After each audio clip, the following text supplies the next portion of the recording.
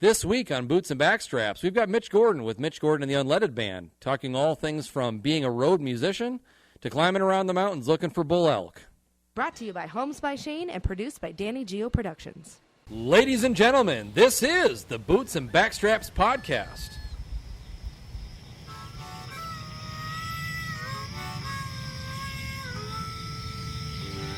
Come on now. The hunt is on, looking for backstraps, way deep in the woods, tracking in a swamp to a hay field under the harvest moon. When the tags are filled, it's time to switch up our boots. Head down to the honky-tonk, get us a swing dance or two. We're talking about boots and backstraps. Hey everybody, this is a show where we talk all things hunting and country music. From the classics through today. From big bucks to bull elk. We've got it all. Ladies and gentlemen, welcome to Boots and Backstraps. Come on now. It's episode 3. I am your host, Shane Michael, and I am joined, as always, by my co-host and country music legend, Tom Cat. How we doing, TK? Doing good, Shane. Good to see you, man. It's good to see you, too. We're back in the saddle, brother. We are. I'm happy. This has been a lot of fun so far. We've only done 2 episodes, but I think we got a good one in store for today. We do for sure. You know, the feedback has been really good from the folks that have been able to both listen on the audio platforms and also watch the videos. So that's been great. Yeah. I've heard a lot of good things about it, so that's nice. It's very encouraging. Yeah, super encouraging. It means that we're doing something right. We are. I hope. Well, let's start off like we always do and give a little love to our team in here. We've got Jill, who is actually in studio this week. Yeah. As our studio manager, so she's going to kind of keep the studio rolling. We've got Danny G with Danny Geo Productions, our producer on site. And then, of course, Killer Kyle, our statistician back there, and he will be piping in from time to time as well. Yeah, it's going to be a fun night. Typically, we do this on Saturday, but here we are on a Tuesday night. Yeah. And little makeup film session. And what a beautiful day. Well, that's because we got this a-hole guest that, you know, he has to go out and make money on the weekends. I don't know. A-hole? No, he's not. He's good. I wasn't going to go there, but, you know, you're a really good friend. And when you listen to the intro, ladies and gentlemen, for the song for Boots and Backstraps. Yep, intro and outro. Our guest here today is the one singing. And singing, playing, wrote the lyrics. Yeah, it's really cool. I think it's great. Well, before we get to that, though, we have an important thing to take care of here. If Jill could help us out, we got to get our whiskey. Oh, my goodness. Yeah. Mitch, you're good over there with the beer? For now, I guess. Okay, perfect. All right. So we'll get the whiskey here, and then we'll... You know, I have done a fair amount of television, and it's just, this is so crazy to me that we get to drink. I mean, you know, the jobs that we had, you know, the Rowdy Cowboy Show. Paid to drink. Shush, we were inept if we weren't drinking. And now we get to drink live on television. Yes, sir. And we're drinking the good stuff. Gentleman Jack. Gentlemen, this week, a little deviation from the single barrel. Yep. Cheers to you, sir. Here's to you, and here's to all of you out there. It's coming up Absolutely. on St. Patrick's Day. I guess I better have a beer and a bump. I got asked 3 times now, so. Yeah. Just a small one, though. Yeah, let's get Mitch a whiskey over there. So speaking of, we could just roll right into our guests. And you know, like when we had Ryan on episode 1, our guest that we have this week with us, TK, is a guy that covers both sides of the spectrum here. He's got the country music thing in spades, and he's got the hunting thing in spades. And so we're just going to roll right in and keep him here for the entire episode rather than that sounds good to me. Booting him out at the halfway point. So I only just met him about a half an hour ago, and he seems like a very likable guy. And yeah, he brought us some pickled sunfish. it's delicious. And I'm telling you, ladies and gentlemen, I've never tasted any pickle fish nearly as good as that. It was a real delight. And now he's on board. He's got a little Jack over there himself, and you know, he's your friend. Why don't you go ahead and introduce him? With no further ado, ladies and gentlemen, from the Mitch Gordon and the Unleaded Band, the man, the myth, the legend, Mr. Mitch Gordon in studio here for Boots and Backstraps. That's when people go crazy when you put the hand up, like, come on, let's go. Come on. Thanks Make for the having chick me, guys. scream. This is awesome. This is cool.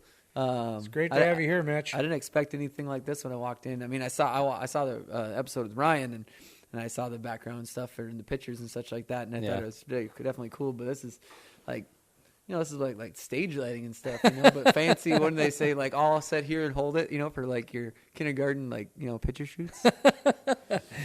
I was hoping you weren't going to be confused because we don't have any lasers or smoke machines. No, it's okay. I didn't get enough of that. So yeah, you do. Yeah. No, it's gonna be great. Thank you for bringing me on, and man, it's cool that over the years and whatnot, it's like I meet so many people, and it's like the level we're still on. I feel like I'm this small product, as far as that goes in my music industry, and met you guys and whatnot, and you meet, like you say, a lot of people that like country music, like the outdoors, and Absolutely. when you like the outdoors, it's not like just liking the outdoors for I like to kill deer. It's like you mainly get a lot of people that either like to butcher the deer or like to do the food plots or like to bring somebody else into the picture of like, hey, I can't believe how many people I've, gotten friends with just because of they were hunting people that, I met through music, and now I shoot bow with them, on the week. Or It's a wonderful world, isn't it? It's cool. There's good people out there. Great people. Yeah. Absolutely. It's like it gets in your blood, right? I know. The outdoors in general. Right. Absolutely. And you can really figure out how many people that you really can call a friend. You know what I mean? Yeah. It's crazy. So And typically they're real friends. When you're absolutely friends in the country music business and friends in the hunting industry, especially the hunting industry, they're good friends. right. Boy. So you don't only play country music and Hey, this hunt. guy, so he plays guitar and the harmonica as well. So when you hear that harmonica in the intro for Oh, us, yeah. he did that. But you're also fish. I do. You're a fisherman. The sunfish that we just tasted is a testimony. Yes. We did well that day, and the day after that. What lake were you on for that catch? We were on Height of the Lands Lake. Okay. Kind of in Park Rapids area. Sure. So probably. I'll always say the location. I'm never one to say, somewhere up in Park Rapids. I don't know. I feel like you can go there the next day and they might be gone anyway, kind of deal. Right. But Right. I always tell my people that, man, I love to hunt and I like to fish. And my dad's the total opposite way. He, would rather fish than hunt. Oh, yeah. But I love them both. But yeah, absolutely. That's cool, man. And, we just kind of a backstory, TK, just to remind you, now that we're down the road on this, because we've been working on this project for so long, that Mitch agreed a while back to do the music for us, which is super cool. Then we also had intention to have him on as our first official guest, but his tour schedule got picked up, and he ended up having to travel. So you just got off the road, right? Got off the road, last night. We got home about 8 o'clock and left Wyoming yesterday at 3:20 in the morning and blitzed home. And we had one day. We had some friends out there at the last stop, so we did get to hang out an extra day and just hang out. And that's when we left and came back. And yeah. Was it full band, or were you doing a stripped down deal, or It was what? just a solo tour. Okay. So, we go out with the full band. We go out with the full band as much as we can, but when you go that far for that long level I'm at, it's money-wise, it doesn't make sense. Yeah. So a lot of times I'll actually just sleep in my van, and we take all the seats out of our 15-passenger van. It's pretty awesome. When I purchased the van, sidetrack, I never thought it could be as cool as like the van life is. Like when we go hunting in Colorado, we take all the seats out and put 2 single air mattresses in it, and man, it's like living large. It's Right. it's the coolest thing ever. But yeah, we usually take the van, and but we had some hotel rooms, or I always say I had some hotel rooms thrown in and such, and had some people out in Wyoming that we stayed with. And when I say we, my wife came with me for the first time. Of course. It was awesome. You guys are newlyweds. You just got I married know, last it's year. great. October. Yeah, congratulations, Thank man. you very much. Yeah. And I usually always go by myself and just do my thing. But she wanted to come with, and I said that's great. So it's fun. It was That like is a cool. little vacation for both of us, but work. I'm dying to ask you. I love the state of Wyoming. Yeah. My wife and I actually are still talking about possibly moving there someday. I have family in Wyoming, and I love just being in Wyoming, especially hunting, whether it be antelope or elk. Tell me some of the towns you were at, Mitch. Well, we basically played in DuBois, Wyoming. DuBois. Yep. And Yep.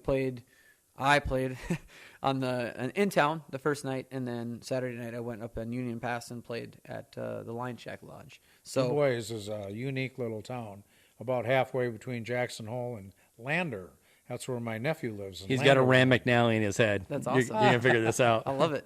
DuBois DuBois is a pretty cool area. It's awesome, and Yeah. I've been out there, I don't know, 3-4 times now over the last, only a year, I should say, just because we have friends out there. And I've fallen in love with it, too. It seems like, you got your outdoor town, in town. But once you go on the mountain, it's like, it's a totally different thing. You say, oh, you play 2 nights in DuBois, Wyoming, but it's 30 minutes away, the mountain compared to town. Right. So I love it out there, too. And I was meeting a guy to pick up something from a guy that morning, and I saw the whole herd of elk, 150 of them, down below, and they're all running. I'm like, man, this is so cool. And you're like, it's not season. No, man, I don't know. It's just cool. I don't have a license. Yeah.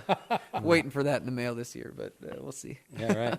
So did you by any chance go through KC, Wyoming? No, I don't think so, unless I was sleeping. Famously from KC, Wyoming, and the Western Underground. Yeah, Chris Ledoux. Yeah. Oh, Chris Ledoux, my idol.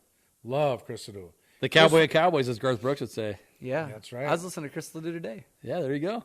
Chris Ledoux is from KC, Wyoming, just a teeny little town. Yeah. You talk about performers, boy, that guy. Oh, man. Lighting up the I'm stage. so blessed to have, we had him twice at the Wee Fest. Okay. And, Did he bring his bull with him?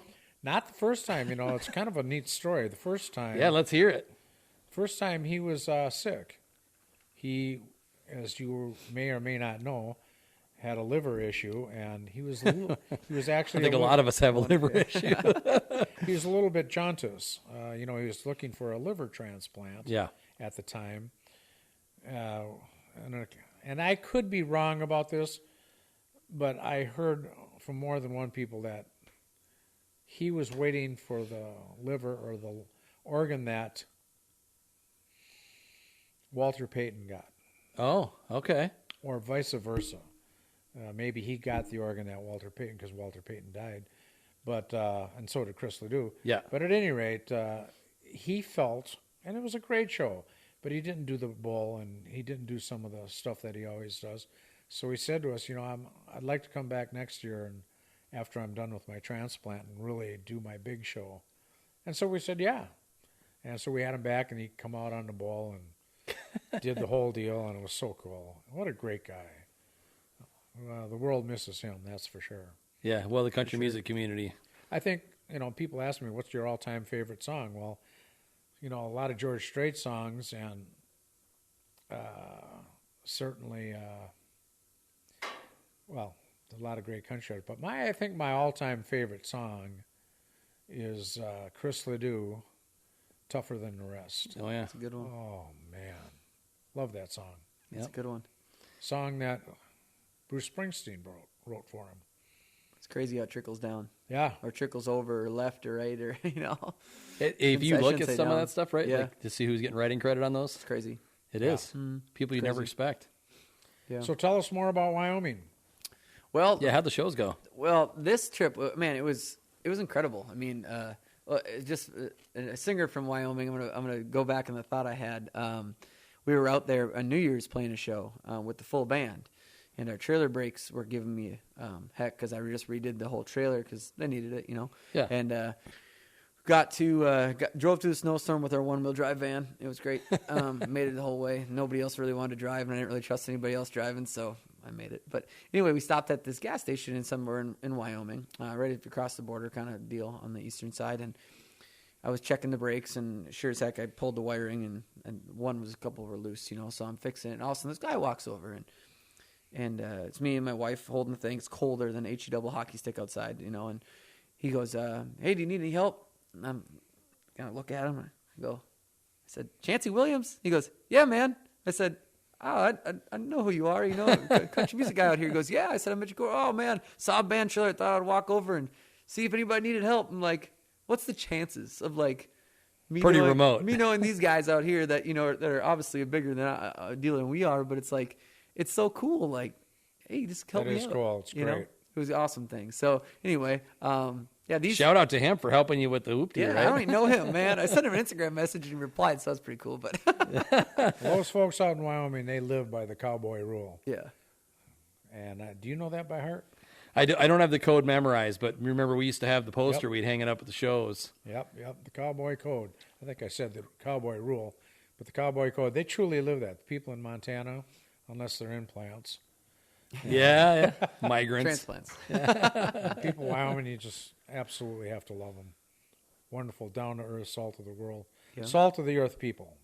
So there's a funny story about Mitch's van, and I don't know if you remember this, but Mitch is playing this show at Route 47, I think it was, and he's doing a split show with Papa Bear Norton. Oh, yeah. And Papa's giving him a hard time about his tour schedule or whatever, and he was like, "You just watch, man. I'm going to get me a van, and I'm going to hit the road, and I'm just going to do the thing." And here he is now. He's got his van. I got my van. And he's touring, yeah. Those vans are great for hunting, aren't they? Except the one-wheel drive thing, yes. Well, I got it before you leave. I got to show you my van. Oh, yeah, I I have the a- Safari. I have it's a Chevy Express. Yeah, me too. All-wheel drive. See, you got the 12-passenger one. I got the bus. How many passenger? 15. Mine doesn't have any seats in the back. Well, there you Dog go. kennels, dead animals. Perfect for murder. And I throw a bed back in there and It is a great, heater, Yeah. and that all-wheel drive on. They don't make those things anymore. And it That's really what. bums me out. Yeah, it's a bummer. Because I've had that thing through swamps. I've had it up every mountain I've hunted, and it's got plenty of good clearance. And I just love hunting out of a van. Everything stays dry. Yep. Throw your bedroll back there and just crash out. the first time I saw that van, TK, and I don't remember what club it was you were playing, or anyways, he comes out of this van, and he opened up the back to put something in it, and you could see it was emptied out for the most part, except it had this little love seat in there. First thing I thought of was Silence of the Lambs. I'm like, I'm done. Like, I'm not gonna survive this night. We had some friends in Wyoming, friends of friends, I should say. I met them for the first time, and she goes, "Oh yeah, that's my friend's not ambulance out there." Oh, I'm sure. like, ambulance, and I'm thinking, okay, it's this ratted out ambulance that's Right.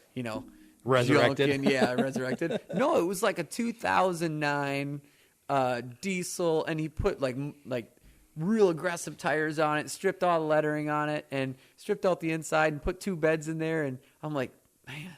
So I text the band as soon as I saw it. I'm like, dudes, I sold the van. I'm buying this ambulance, and we're gonna and it's got 4-wheel drive, like dually. And then both two guys are like, "Are you serious? Is this a serious thing? This is awesome." I was like, I wish it was serious. Yeah. Write the check.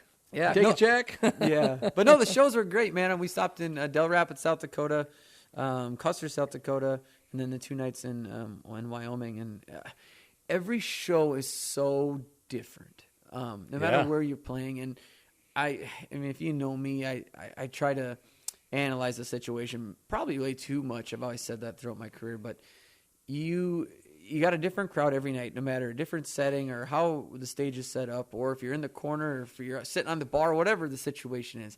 My job is to grab them people and listen to my songs. Like, right. I know I can't play 30 of my own songs all night long. It just if people don't know them 100% of the time, they're gonna get bored. I would get bored if I know some singer-songwriter and listen to him for 30 songs. I mean, unless he was amazing, or really every song caught my eye, Oh, here you go, Mitch. Here's a photo of your album cover. Yeah, that was a promo shoot with my buddy Andrew Chuba.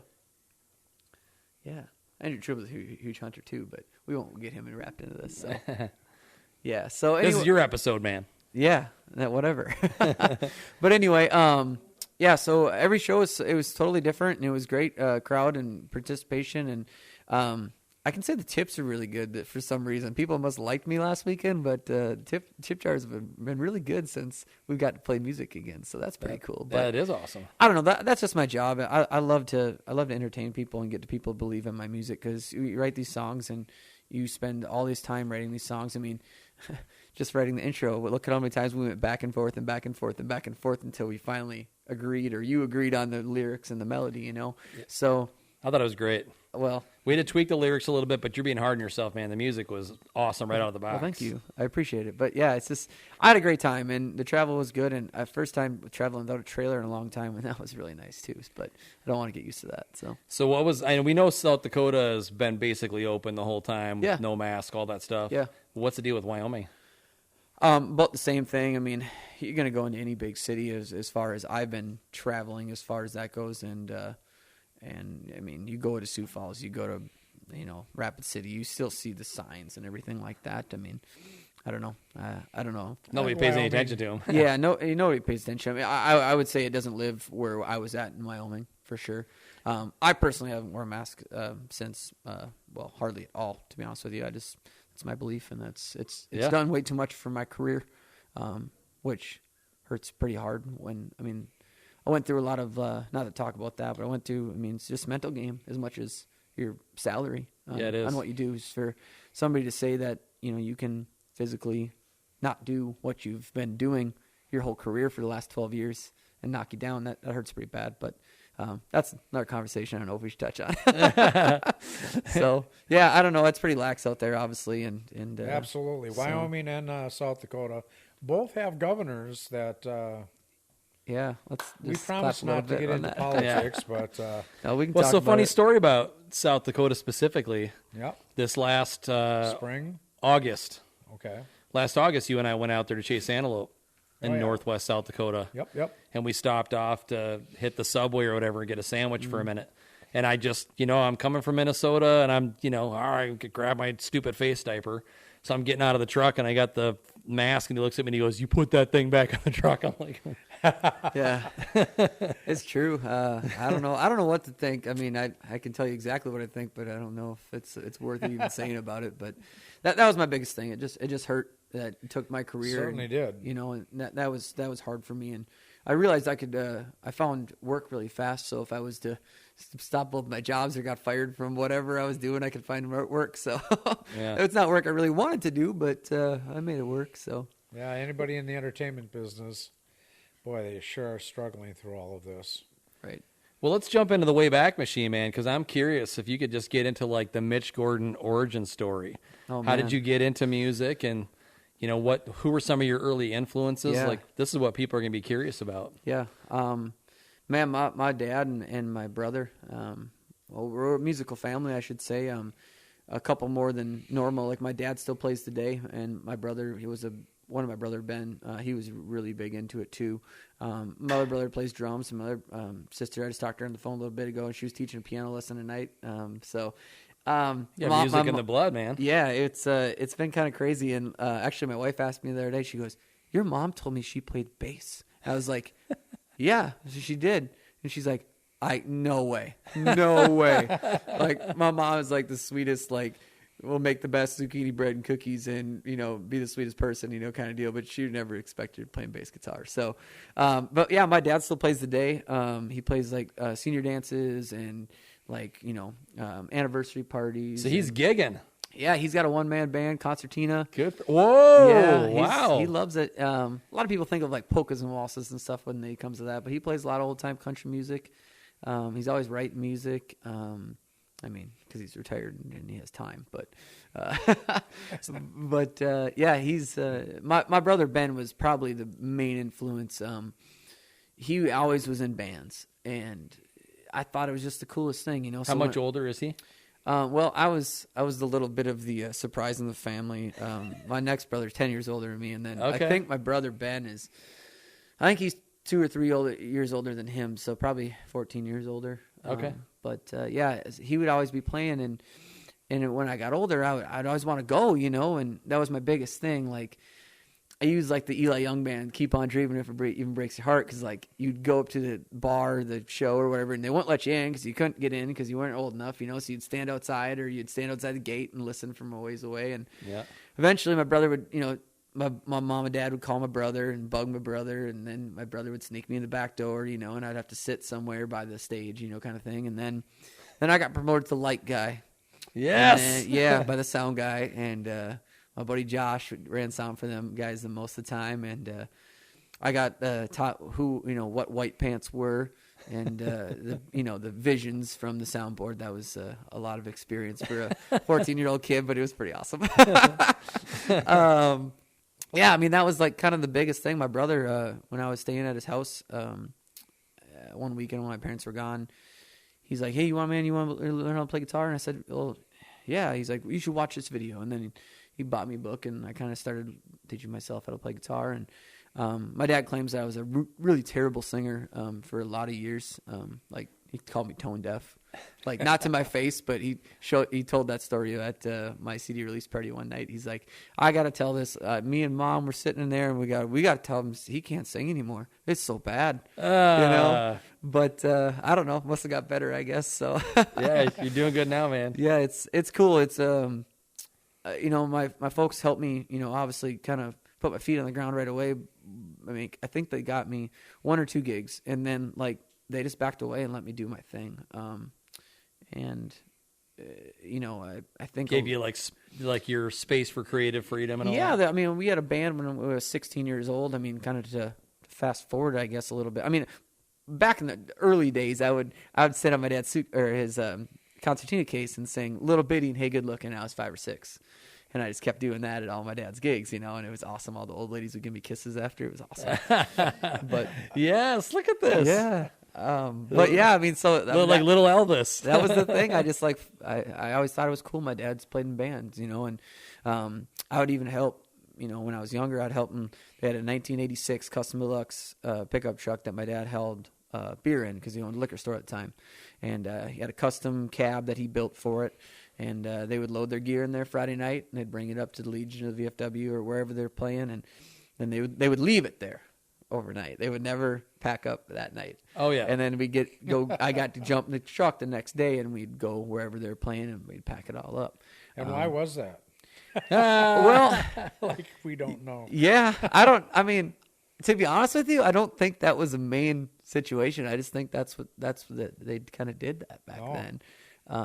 I'm sure there was nights. Yeah, of course they did. I remember my dad telling a story about him and his one of his cousins. And one night they showed up and they were all hungover and whatnot. My dad just like yelled at the I gotta band, rap you chords know? now. My head's pounding.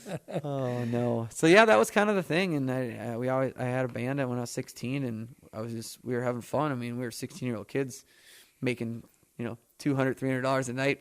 I mean, as a band, the whole deal, and packed our parents' Suburbans. Man, it's full tough of to stuff. survive on that, bro. And you're splitting that 5 ways or 6 ways or Well, whatever. we were 16. We thought it was the When best you're thing 16 ever, years old, 16 that's all gravy. We were Yeah. playing we played in a few bars, and we just had a good time doing it. And like I said, my dad helped me with literally a couple of gigs, and then he just never said like, okay, this is your deal. Like, you need to do this or don't. Like, he just kind of shut his mouth, and I started playing. And then I'd say 2012 and 2013 is when it kind of got more of a career, I should say. We got a call to play at the Country Music Festival. I remember I was in my kitchen. I think I was 20 years old, 19. I think I was 19 or maybe 18. I got a call to play at the Country Music Festival, and I answered it. I was pouring myself a glass of milk, and it was Judy from the Country Music Festival, and I was like, huh? She's like, we'd like to have play the Woodstock Country Music Festival. And I'm only 20 minutes from there. Never been there. I always heard about it. And Where was You're it? not that Elk far River? from Winstead, probably 30 Winstead. minutes. Oh, Winstead. Yep. Yeah, about 30 minutes, 25 minutes. And I Sure. said, yeah, I'd love to play there, and made some changes to my guys and whatnot. And my brother Ben, actually, the guy that kind of inspired me more, he wasn't playing with anybody at the time. And I called him and I said, hey, man, I'd like you to play bass for me. I said, I would love to have you in the band, and he said, well, let's do it. And That's cool. it was a kind of a game changer. It kind of I stepped up to the plate and played with a bunch of experienced guys that were, they were career musicians. So it was like a little tighter on the music. Yeah, I went from being the oldest guy in the band to the youngest guy in the band. So not saying anything about There you the go, other Mitch. guys, but yeah, Where's this one from? that's at Winstock, 2018. Yeah. That's a cool 2018. picture. After it poured rain, and we were supposed to play on the main stage, and they said, man, we don't have a spot for you. We got to push this and this and this back. And I said, well, I just want to play music. And they said, how about the side stage? I said, I don't care. Those B-Tough jeans, they look like B-Toughs. Heck yeah. Yeah, buddy. Absolutely. Mitch, you said that your brother played in several bands. Yep. Any of them of any note? I don't know. I mean, I respect all guys that play music. Sure. He played with Kenny Worm and Silverado. He had a blues band that he played in called Smoke and Gin. Okay. That was probably one of my earliest memories of him doing the stuff. I remember the band Silverado. Yeah. Yeah. Yep. With Kenny and them guys. Yeah, he played bass for them and played with me. He played with my dad, throughout Sure. the years. Played in a rock and roll band and Played in like a Leonard Skinner band one time. And Fun. Yeah, he kind of he was always one of those guys that's like, man, I want to do this gig because I want to be able to like learn this material and be out there. But my brother, man, when we call him Chubbs. Chubbs? Chubbs. Chubbs. He likes cake, cookies, and sweets, just like I do. love that But he's a little bit bigger than I am, so. Well, he probably doesn't have your metabolism. Well, anymore. right. But man, when he played with me, we would get in the van at the end of the night, or we were in the Suburban or truck or whatever it was, and at the end of the night, he'd have all these women around him, and I'd be talking to people like I'm talking to people, and he'd be talking to people. That's how we get gigs and stuff, and weddings and the whole deal. And one night he'd be a doctor from Tennessee. Another night he'd be a dentist from North Carolina. And he'd have these women just like, and people in front of him just straight like, what? Like, just he'd be giving them some line of crap because they were all, loaded or whatever. Oh, yeah. It was just so funny. He would get in his car and he'd giggle like a little girl telling his story of what he was that night. Yeah. Okay. So were you nervous that first time that you went up on the big stage like that? Because Winstock's probably the biggest stage you played up till that point, right? Until that point, yeah, it was, I think, 2015 or 2016. I don't know. I mean, to say I wasn't nervous is a lie, but I don't really get super nervous. Like I'm more like, okay, we got this, and this. I hope everything's gonna work. Yeah, like that's my biggest fear when you put a bunch of bands on stage, and I've played with a bunch of bands all year long. But when you put a bunch of bands on stage, you all sound check and you all turn stuff on and turn things on, and then you come out and you're like, I got no guitar, or I got no wireless here, no wireless there, or whatever the situation is. But yeah, I mean, I say yeah. I mean, you get nervous a little bit, you get a little bit of shake every now and then, but I don't know. I'm not like. It's a job. You got to get out there and do it. Yeah, it's a job, and I think the number of shows we play every year, between 130 to 160 shows, is that you get so you don't take it for granted, but you're like, okay, I'm here to do my work, kind of thing, and I want to do it the best possible way. Obviously, it's my product, it's my business, so I'm going to support that as much as I can. But at the end of the day, it's like when it comes down to it, you're doing a job, and you're dealing with, like I said, with a different crowd every night. Like you play the main stage, and at 2 p.m, you're getting mainly sober people that are listening to your music, which is a cool thing. Yes, it is. But they're actually listening at that point. But then you can play in a corner in a bar on Thursday night, and get people to sing along to your songs and make them a believer in your music. And then towards the end of the night, you're gonna play some covers and make everybody sing to some cover songs. Not saying you got to play. I think one of the things that we do, or the best is, we do some cover music, obviously, but we play the Texas stuff from Cody Johnson to Aaron Watson and Wade Bowen, and the people that like you for that, they like you for that reason.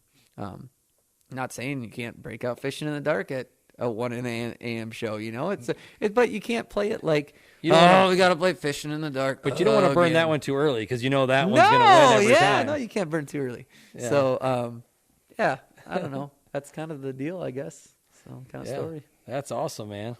Yeah. So when you so after Winstock, did you feel like you're a little on the map more after that? Did you start getting some more recognition from some of the other clubs and getting some other opportunities? It's always a B, to be honest with you. Yeah. I've never like kind of put like a patch on my arm saying like check. I've not that I've had to tell myself that, but I've always like, okay, this is cool. Like, yeah, we got the Winstock dealer, we got whatever the situation is, and we had a good time there, and we presented our deal, and we hope they liked us, kind of thing. But at the end of the day, I mean, that show's done and gone. That's right. And what's next is what's next. You don't know. Yeah, some of that's important though when you're talking about trying to get other gigs, because you can say I played this room or we just did this stage or whatever, versus the unknown, where the promoter for the show is like, well, we don't know you. Well, if they look and they see, he just played Winstock, maybe it gives you a little bit more street cred. Oh yeah, I mean, the on paper looks is always the deal, Yeah. I think that's a fine line, and this might be switching your gears. press kit, right? And it's great, but like I don't promote myself as like, hey, we played this, and then I'll put the biggest show up, like, hey, we played Winstock this year. And we played Winstock 25 years ago. Yeah, hey, take care. No, it's like I want to play your place if it's in a bar or if it's a wedding or whatever the situation is. Yeah. You got to look at it that way, and the publicity on paper and the images nowadays with media and social media. Yep. It's a huge thing. I mean, me going to Wyoming, people are like, man, you're never home. I'm like, no, I was just there for 5 days. Like I'm home. Like, this is great. Like, Yeah. But, there's a fine line of playing. I've got, shows offered to me that's like, it's a really good publicity gig, therefore it's $0. I'm like, no, like openers for nationals. Yes. You get paid like nothing. And I mean, that's just one of the cases, but kind of thing. Or the people play at this bar for tips, and I'm like, okay, that's fine. I don't need to do that. Like, I'll play it for a discounted rate, obviously. Or hey, I know we're gonna get a lot of publicity out of this festival gig or out of this street dance or opening for this band. Of course, like, I'm not gonna say no, this is our price. Like, you're still a musician at the end of the day. And a lot of the festivals that I've played, and I've got lucky, because you hear horror stories about different things like that. But I'm not going to go in there and say I need a case of beer and a bottle of whiskey and all this stuff like that. You don't got a 3-page rider? Yeah, no, like, I want to back my truck and trailer in and load off and play my music for you and then be out of the way. Like, I'm not going to do nothing, but I think, obviously people have ruined that for people like our level guys. So I think the playing for free and the publicity thing is a hard subject. It's really good that you stay grounded, though, because, TK coming from the other side of the sort of like music world where you're dealing with all these guys that are primarily nationals with the shows that you've promoted, it must be hard when they're bringing forth these crazy, we need X in our trailer or X in our green room or whatever. Yeah, it is hard. I mean, we had at the Wee Fest, we had a staff that handled that. We had somebody in place for every issue. My thing with the Wee Fest was I certainly enjoyed meeting guys like Keith Urban. I mean, the big entertainers. Yeah. They're wonderful people. Yep. And I have wonderful, wonderful memories and stories. But I really enjoyed working with the local and regional talent because these guys are playing their hearts out, and a lot of them aren't getting anything. But well, you can tell because like a guy like Mitch, as much as I've seen him play, because I've seen him play a bunch, he's loving the crowd. Right. Like, he's clearly all about trying to connect with the people. You talked about that 1:00 afternoon slot, and unfortunately, there's, when it's a huge show like that, course. there's nobody out there, but they're on stage and they're like you said, at the end of the day, they're musicians, they're performers, they want to perform, and everything's on video, and they're doing it. And I made sure in the 35 years that I hosted the Wee Fest, every single regional act, we brought them back out for an encore. Just because I said, and if there wasn't enough people to make an uproar, I would just look at them. I'd say, "How about a big round of applause?" I said, "How do you guys feel about doing another one?"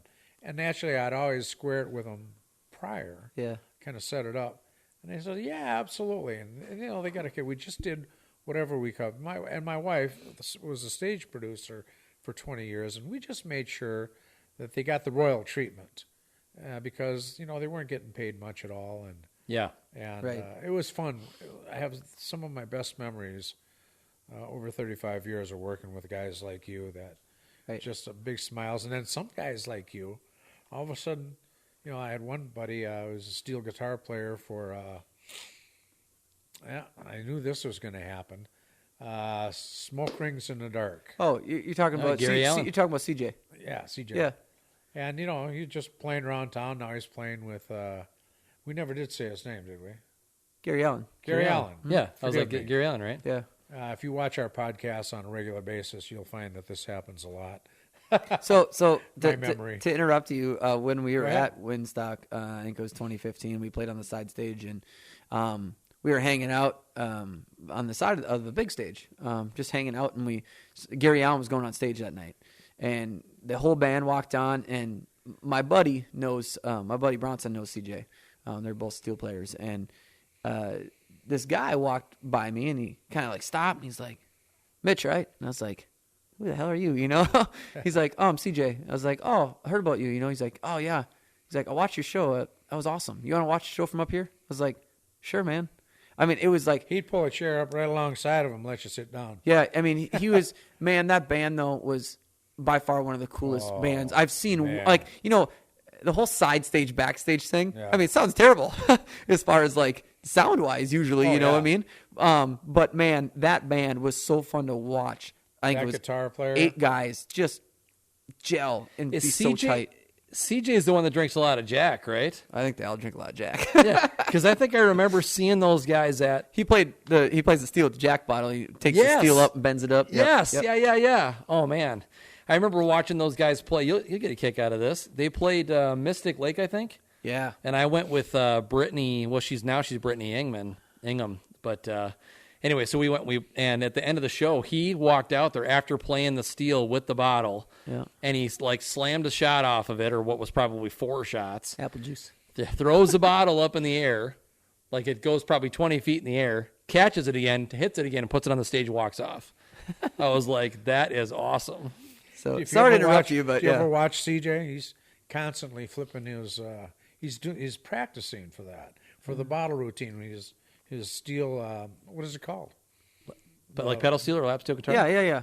What's the thing you hold in your hand when you're playing steel? I don't know the guitar? actual term for it. Yeah, I don't either. Funny. He flipping that up, catching it behind his back. He's usually got a couple extras there in case he misses it, but he rarely does. Don't He waste the flips- Jack. Yeah. I have a funny story about CJ. I hope he gets to see this sometime. Come on the bus. Him and Gary, it was after the show, and I said, well, I really don't have a lot of time. And I made some time, and I went up on the bus. Well, they're way in the back, and since it's not a real big issue anymore. Was it hazy? Yes. And I'm like, I sat down with Gary and CJ just for a few minutes and, just cut the breeze a little bit. And I said, I got to get out of here because if I just watch you do what you're doing, I'm not going to be able to function for the rest of the day. So I got out of there and I went back to work on stage. And, Were you a little tingly in that next announcement? and no, I got out in time. But they came up on stage to watch the next act. I don't remember who it was. And they both looked like they just come from China. And they had big old cigars in their mouth and a grin from ear to ear. But that's the thing, though. I mean, so obviously I don't know you at all, actually. Because Right. So you're talking about WeFest. So obviously, you worked for WeFest, or is your deal? I don't know. Right? Are you asking me? Yeah, I'm asking you. Is it my deal? Yeah. Oh, Tom was one of the original owners, and he was the on-stage host for the first 35 years. Oh, Owner's wow. owner is a loose term, but I was one of the original founders and like he is the hosted it for WeFest. 35 years. That's what I was getting out of our conversation, but I wanted to Yeah. make sure. I wanted Yep. to clear the mud. Oh yeah. Yeah. Yep. That's yeah. awesome. So TK was the on-stage host for the first 35 years, and Wow. just Cool. retired 5 years ago, Man. 6 years ago, something like that. Good for There you. were some rumors that I might be going back. But I was just gonna say it sounds like he's going back. So TK, when you go back, you talk to Matt and the rest of the crew up there. You got to get Unleaded Band up there. I'm not sure to that play. Tom can retire anything. He can't. He can't. They're like, hey, keeps- come back one more reunion tour. One He more. keeps saying he's gonna. He's and then like he the doesn't. Eagles. One more. Or Motley Crue. How many farewell tours has Motley Crue done now? Hey, but it's working for him, right? It is. Like it doesn't get old. Oh boy. I had to retire from the Rowdy Cowboy Show 5 or 6 times before we finally got Shane and one of our future guests next week, Kid George. Kid George. He's we're figuring that out. So Well, anyway, one of our near future guests. gotta make up they his finally episode. took over my show and they ran with it, and I was like, whew. Yeah. But then somebody left town. He was down in Oklahoma or Texas for a year, and I was dragged back in. That's great. We'll just say he was dragged, but he wasn't kicking and screaming. Yeah. It was fun. But what I was getting at is that was your deal, and you were bringing the entertainment in. I think it's so cool that these guys. It's a loose conversation. I guess there's a couple ways I can look at it. Like, you hear of, hey, this artist was at whatever festival, or we saw this guy, and he was a dick. And I'm like, no, man, everybody has a bad day, kind of thing. Like, you understand that, but you as, you're the owner, and you come to the artist and you go to on their deal and say hi and hang out, for a little bit. I mean, there's relationships that I've built with bar owners or committee places, or even festivals or whatever, whoever we play at. There's people that stick in your mind. There's one out in Wentworth, South Dakota, and we got the gig from playing this gig and that gig and this gig, and they're all friends and whatnot. And we've been talking about going fishing for the last 7 years. And we play his July 4th celebration on the lake. And this year we finally went fishing. Like, you know, it's just so cool that you can, like, I'm sure you have better relationships with different artists that you can call friends. You know, and that's just Absolutely. that's one of the coolest things. That's one of the coolest Did things. a little bit of hunting with a few of the different musicians, and that was always fun. Yeah, especially when we'd go into some obscure little town tavern, and they'd go, and we'd wind up drinking Jack Daniels or Jim Beam in their case. Do you know who I mean when I say Jim Beam? Yeah. Talking about Eddie and T-Roy. Yeah. that's cool. Yeah, those guys used to drink Jim Beam like people drink water. Oh, You can't do Jim Beam. Yeah, I I like can't bourbon, either but anymore. Jim Beam, I don't know. Yeah, you know, we're going to take a break. Well, but before we get to that, TK, I just want to, as we're kind of wrapping up the music half of our show here, I want to talk a little bit about what you got on slate for this year. What is the summer looking like for you? Spring and summer and fall? I just talked to a buddy about it today. We were talking. We always feed off each other, and it's the floodgate has not opened yet, and I'm so leery of what's going to happen. Everyone's nervous. Is like Governor Goofy going to open the state or what? Well, no shit. Governor Goofy, I No like shit. that one. But not just this state. I think it hasn't opened yet. It's opened a little bit, but I'm still not sure. It's either hey, we don't have budget now, or we're not going to do it because of this situation or that situation. I mean, I had an email today saying no, we're not going to have an opener this year, so sorry, kind of thing. So, Oh, man. I'm not really like taking my deep breath and like letting it out and like going, oh, thank God. Like we're still gonna have to fight for it, but we're getting a lot of cool gigs as far as that goes. I mean, we're going down to play a private party in Kansas in a couple weeks. We're actually playing in my hometown St. Patrick's Day. It's a shit show, but it's the most fun thing. And last year that was our last big gig before this all hit. And I remember the owner calling me and he's saying, Mitch, what are we gonna do? And I said, there's nothing yet. I said, let's do this thing, kind of thing. I said, we need to make some money, and so do you. And he said, yeah, because it's a huge revenue for the town. Yeah. Man, we played that gig, and we don't really party as a band, to be honest with you. Maybe like 3 to 4 times, 5 times a year, to be honest with you. Like we'll sit out at the bar if we're not going anywhere and if we're out of town and have some drinks, And man, that night we went home and we partied, and it was just awesome. And then everything locked up. So I think It was a year. it was St. Patrick's Day is Yep. the day everything shut down. Yeah. that weekend or whatever the situation was. But yeah, that's coming up for us. We're going to go through with it. They're going to go through it. God bless them. But we have some cool stuff lined up. Nothing. It's town days and festivals and fairs and Another so cover nothing's for you here, crazy. Mitch. Yeah, that's the crew right now. Dylan, Zach, Jeffrey. Give a shout out to those guys. They're my rock, man. They've stuck with me. That's one thing I feel the most ashamed of is I can't employ these guys as much as I can. You don't have to be ashamed about it, but Well, I know, it but sure is depressing. it's frustrating, that hey guys, I'm playing now. It's solo gigs, and sometimes I can bring my guitar player with, but other than that, Maybe you can get some more gigs out west. Yeah. Wyoming, Montana, Yep. South Dakota. Yep. Love those states. Yeah. So no, I'm not going to single out any shows this summer as far as that goes. I mean, I never really single out shows because it's like I respect every show we play. People say, "What's your favorite place to play?" I said, "I play for people that respect me and good people on the other side of the story that love to have me there as much as I want to be there." That's a great mantra, man. Yeah. Well, I can't wait that's my till deal. you do start playing again. We'll get Yeah. the gang together and come out and support you Yeah. and Yes, we will. whoop it up, I like it. throw stuff at you and all that. I'll bring. I can I'll come tell to you- your show and bring a backpack with root beer in it. I can tell you a story about that, throwing stuff at me, but Well, let's do this. We're going to take a quick break, a little word from our sponsors. And when we come back, Mitch, I want to get into racks and reels. sure. Yeah. And talk about your podcast and your project. And we'll get into hunting and talk about hunting stories and stuff too. Love it. So he will be back with us after the break.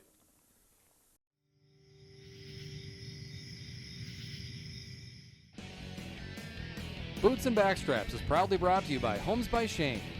Making your move with the Homes by Shane team means an unparalleled customer service experience.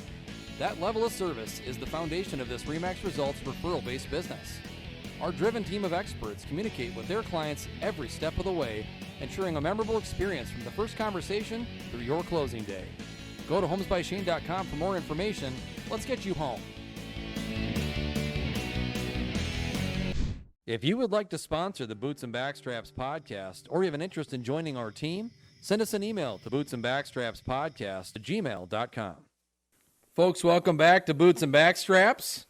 TK and I are, of course, joined in studio still with Mitch Gordon. How are we doing, sir? Man, I'm disappointed. Like, yeah, we're all wearing boots, but I was expecting like some backstraps tonight for dinner. Ah, I know it. Oh, yeah, we good got point. the Kmart Blue Light Special summer sausage up there. Sorry, my man. I just made summer sausage. You should have told me to bring some good summer sausage. See that this is. I'm not saying it wasn't good. I'm sorry. No, she will admit. Lynn was the one responsible for the spread, and it was impressive with a really nice in-studio It's food great. spread. It's great. But she We went on have the some cheap. excellent elk sausage up there, but she didn't want to waste it on us. I won't either. Yeah. Who's this Mitch Gordon? We don't know him. We're not going to waste that on him. Is that a thing? Because, like, you take your backstraps of, an animal, and you're like, having people over, do I give them steaks or do I waste up the backstraps? Yeah, that's a choice. I got It is. a funny backstrap story for you. So my wife grew up in this hunting family. She never hunted because it was like in her family. Her mom's 100% Polish. Okay. 1 of 12 kids. So it's like this all Polish family, and the women were not allowed to hunt. They could go to like camp, I think, occasionally, but they weren't allowed to actually hunt. Well, when the men hunted and they'd fill their tags, they'd harvest.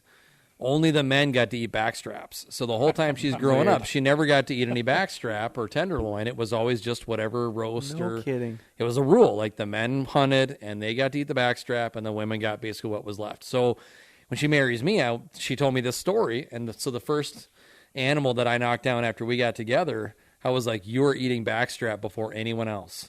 So we did this recipe, and it was actually antelope tenderloin. Yep. And cooked it up with this beautiful like garlic, and she put some other like herbs in it. It was fantastic. And then got that sucker medium rare, and then gave her that first bite. And you should have seen the eyes roll in the back of her head. I almost had to catch her. She almost fell to the floor.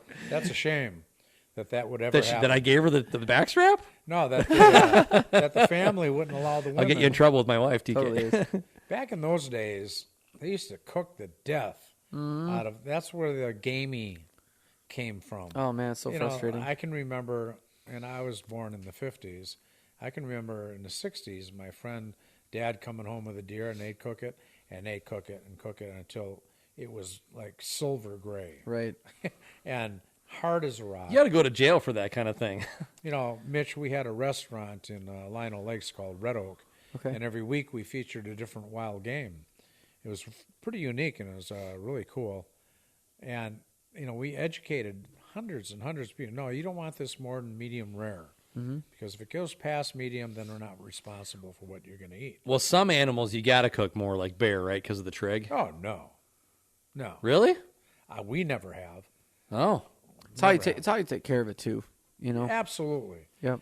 Absolutely. But, that gamey, that taste, that's where it came from. Because back then, when you cook it to death, anything that tastes terrible. Cook it rare or medium rare. And I have heard of people cooking their bear a little more, but we never have. Love bear meat. What do you mean when you say trig?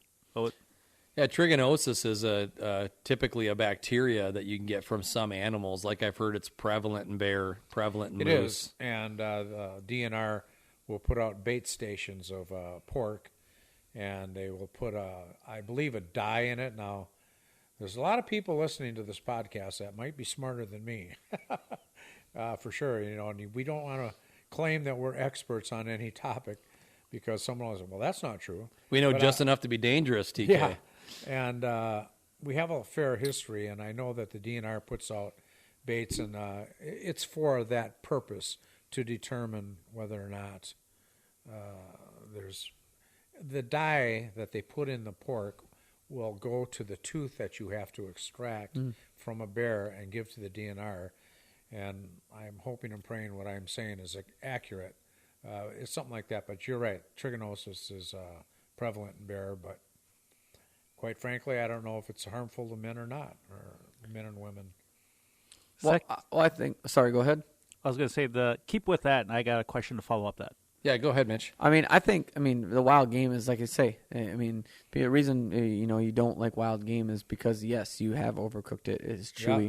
I mean, think of how many times grandma or auntie, Aunt Amy has cooked the turkey on Thanksgiving dinner, and you're like, give me some gravy, come on, kind of thing. Like, how long has that thing been in the oven for, kind of thing. But no, it's a serious thing. Like I mean, National Lampoon's when he cuts it, he just yeah, So it's like, I look at the cooking thing as it's just a huge experiment. And yeah, you're going to have some bad recipes or whatnot. But I recently bought one of them. Sorry, I'm jumping to the cooking thing right away. But No, you mentioned before you like to cook. So I go do ahead, like man. to cook. I jumped on the bandwagon of the whole pellet grill fad, and I'm not a fad guy. It took me a lot to break down and buy one of those, but I've heard so many good things, and I love that. Like, I froze my butt off this winter cooking stuff outside because it was so good. Yeah. But like you say, if you can cook that backstrap or that steak or whatnot, venison.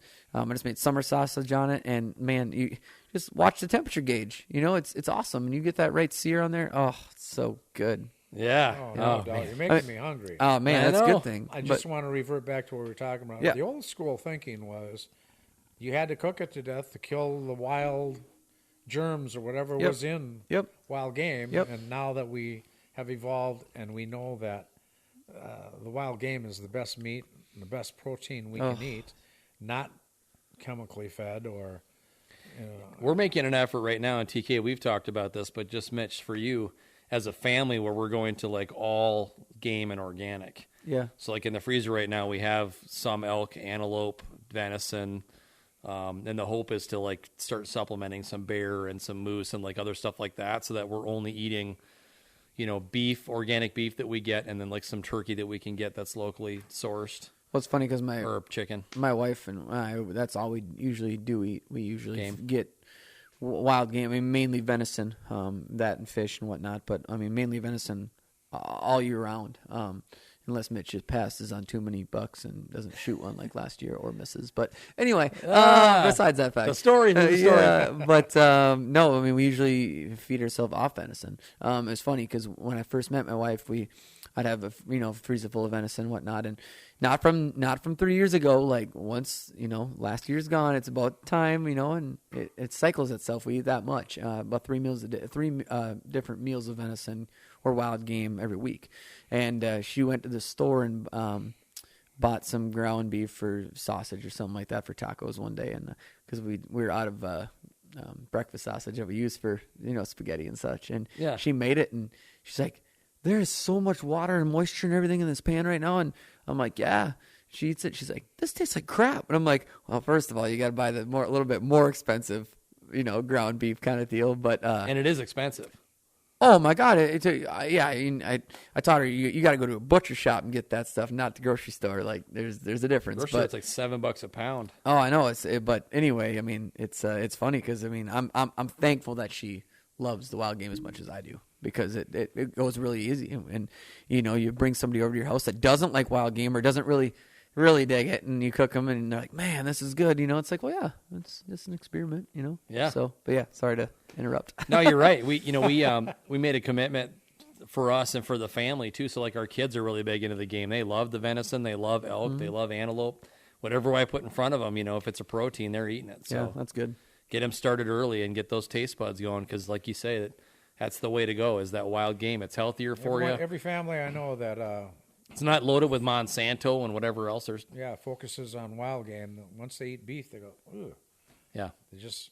And God dang, respect all them farmers and stuff that are growing the good beef and whatnot. I've got buddies that grow beef, and man, it's so good, in pork, and I've got pigs from people before and buddies, and man, it's so good, Yes. So Yeah. there is definitely good product out there on that side Absolutely. of things. Yeah, too, there but- is. Don't get me wrong. I wasn't knocking the beef providers, No. I didn't. especially since we owned a steakhouse. Yeah. I'm going to make you guys jealous for a second. So my wife works with another doctor that they get bison locally sourced from some friends of theirs, Sweet. but they don't get venison. So we worked out a deal with them where we're going to trade some venison for bison. There you go. Perfect. I'm super pumped about it because bison's like right now, if you go to any organic store, it's like $12 a pound. Yeah. I couldn't believe it. I'm like, $12. My $12. buddy's dad out in Wisconsin where we hunt, he raises buffalo. Yeah. Man, it's good. You get some buffalo? A little bit. Nice. Little That's bit. perfect. I don't ask for it. He usually sends me home with a package. Yeah, nice. That's There nice you of him. go. Yep. I harvested a buffalo in southern Minnesota. Guy had a farm down there, and he had some bison. He used to come into the restaurant and he said, "Should we go down and shoot a buffalo?" And I said, "Absolutely." And so we both shot a buffalo. We loaded What was the buffalo. weapon of choice that day? I was actually using my muzzle loader because I was trying a new bullet, and I had shot an elk the year before, and fortunately I caught enough arteries where I harvested that elk, and I didn't get as much penetration as I wanted, so I was trying a new bullet, and it blew right through that buffalo, and I said, well, this one will work. Yeah, But there we you got go. to serve that. We had it processed by a USDA processing plant, and we served it at the restaurant.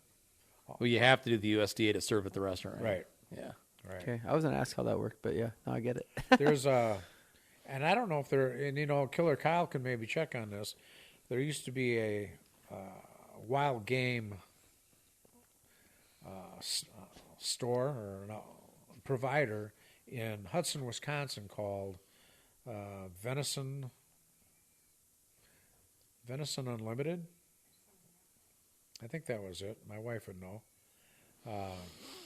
Well, she's in the room. Venison America. Thank you, dear. All right.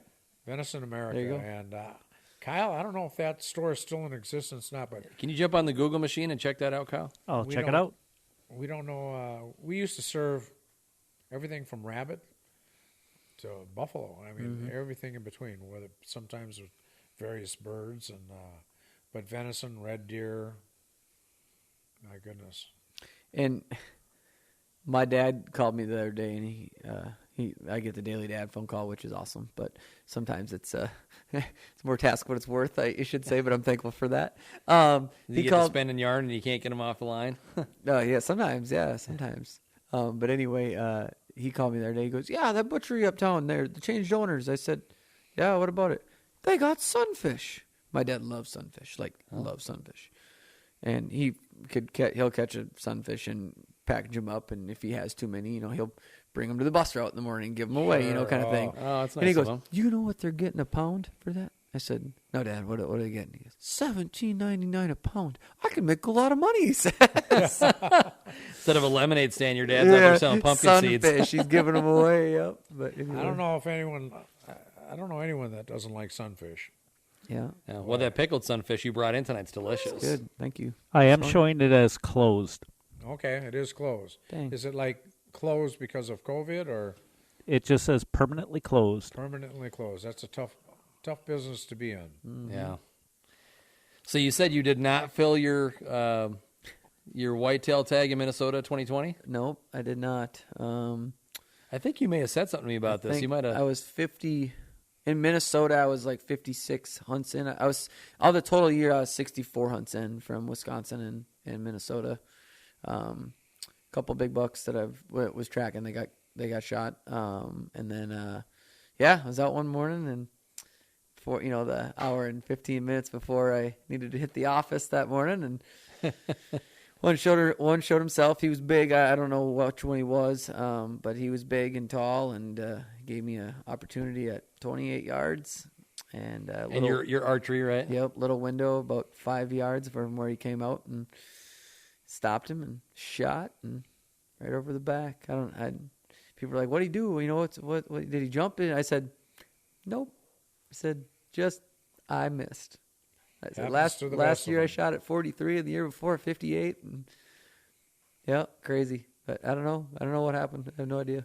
So It how wasn't is. like antler fever. Like it just. Nope. I mean, I don't usually get antler fever. It happens, so quick or whatever, and yeah, saw him come up, put his head up, and it was right at dawn, and he showed himself. And Well, if you had a slow motion camera on it, you probably would see that he did duck it.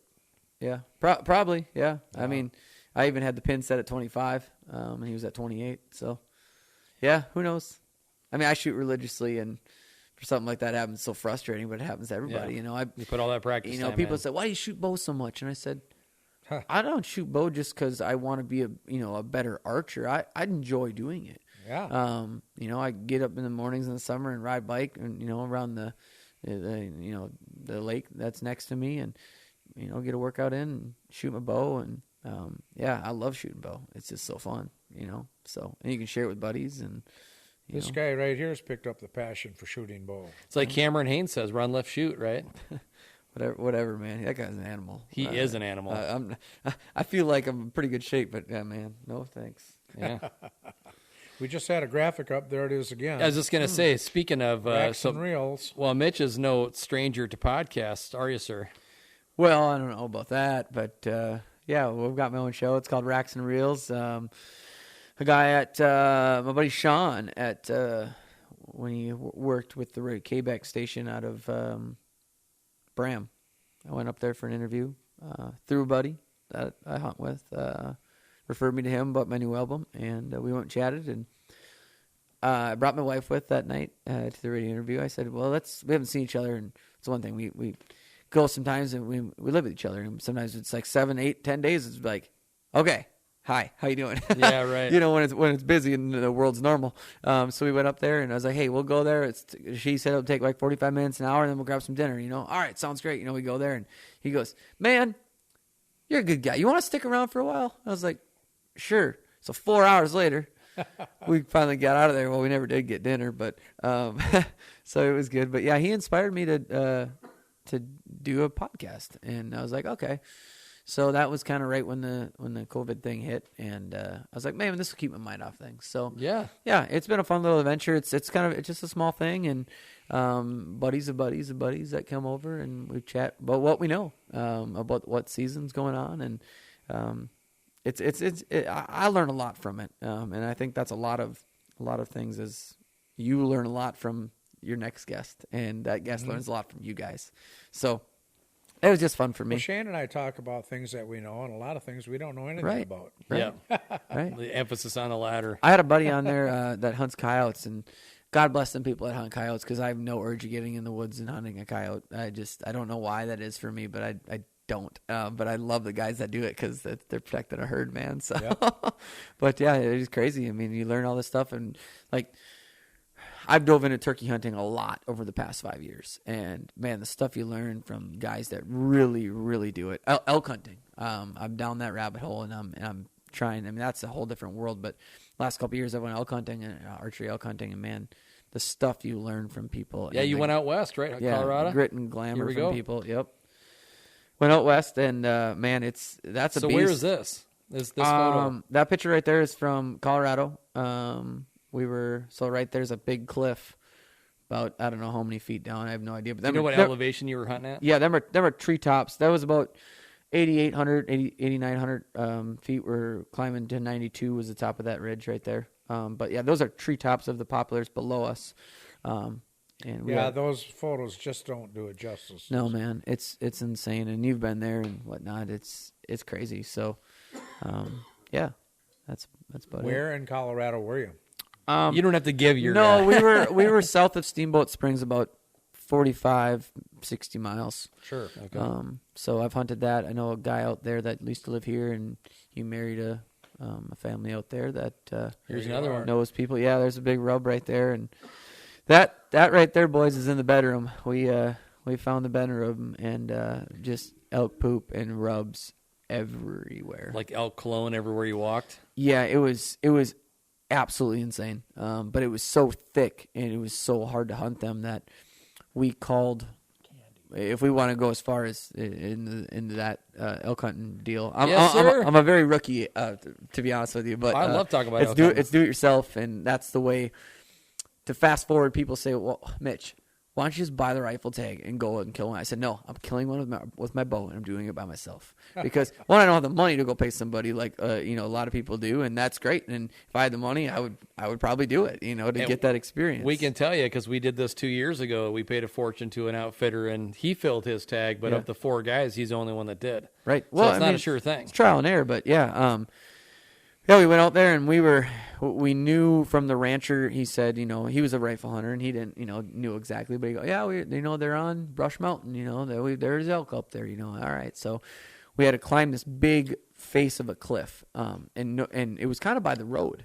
So everybody would go, like, the cliff was here, and the trailhead was here, and then everybody went this way. Well, we went the other way because we heard that there's elk up there. Well, we get up there, and the first year it was me and my cousin, and we found him, and we were kind of wussies.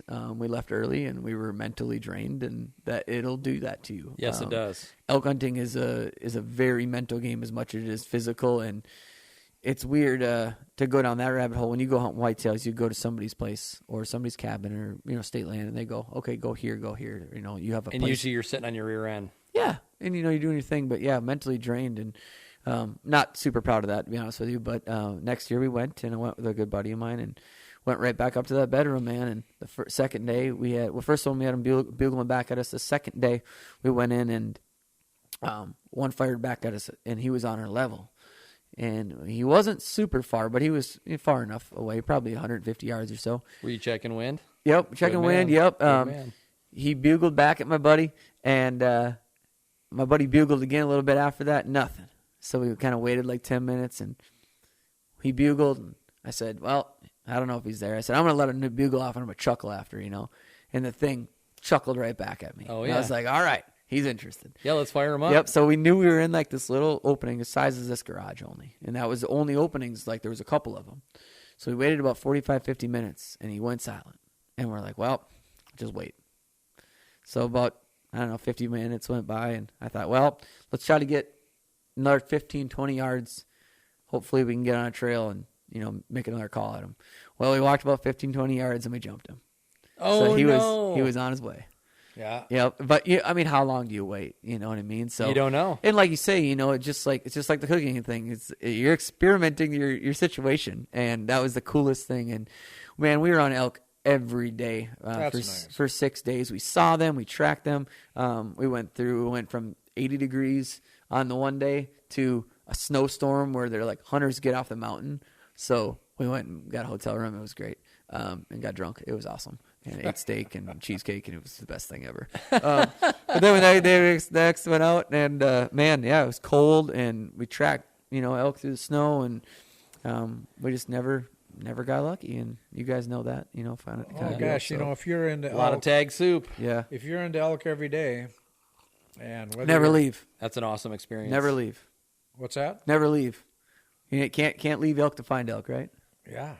I mean, if you're in them every day, you got nothing to complain about. Boy, that's most of the experience. I mean, it's certainly icing on the cake if you can put one down and fill your freezer, and then it's even maybe the cherry on top if you get a big bowl with 6 points or more.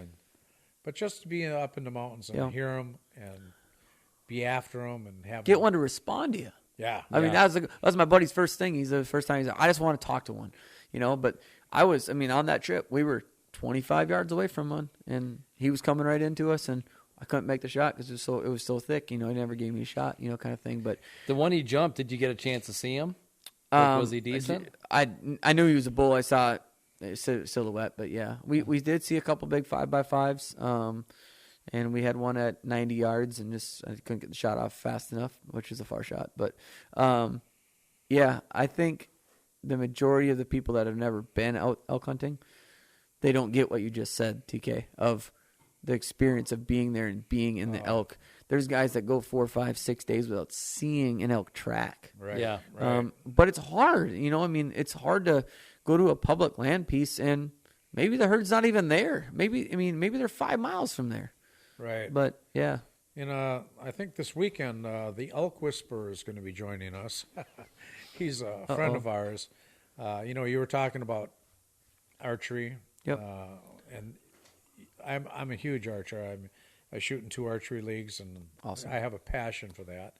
Even though I'm having issues with my eyes, I'm experimenting with different lenses and stuff. And for those of you that are wondering why I'm always wearing glasses, it's because I have a very rare neurological issue with my eyes, and the lights are really, really bright, and I don't want to go down that particular Well, we rabbit gave you a hole. choice, either lights or makeup, and you don't want to do the makeup. So I could wear a mask. But let's not go there, please. we already did that, man. We already talked about that. Mitch, Yeah. I'm telling you, whatever gets me out in the woods, I kill elk with muzzle loader and deer, and pretty much archery, rifle. I mean, you can go out in Idaho, Montana, wherever you can get a license, and you can find some good public land to get on with a rifle, with a bow, whatever your choice is. It's just, with a muzzleloader, you can get hopefully a little. You don't have to get quite as close as you do with archery, and then certainly with a rifle, the sky's the limit almost. Right. But whatever gets me out there, I have a passion for all of it. I was just gonna say, Mitch, as a guy that hunted basically your whole life, probably to get out in the mountains, it's like it changes your entire perspective. You feel really small. I have a thing that. I should have told my deer hunting friends, like, I got to get you to the mountains. You don't even know yet. Yeah, it's crazy. I mean, I trained physically. I mean, I hate to sound like the gym guy, but like I like going to the gym, and I'm doing it right now, training for elk season. So. See, but that's what 5 days a week got me. I mean, when I was in high school and stuff, we lifted weights all the time. And then we'd go to the bakery and buy 4 donuts after. It was the best Blake Bakery, by the way. God dang, I wish they're still open. I miss that place. But anyway, he still has metabolism. Yeah, man, it was great. But no, I love working out, and I hate cardio. I always will hate cardio, but man, ever since I went elk hunting, I picked up the cardio game, and you got on the level, and now it's like it's gonna kick your butt anyway. The elevation, no matter what you do. No matter what you do, it always takes me a couple days to get accommodated from it. I don't get like the headache or nothing like that. But you can tell like after 2-3 days, like, oh, okay.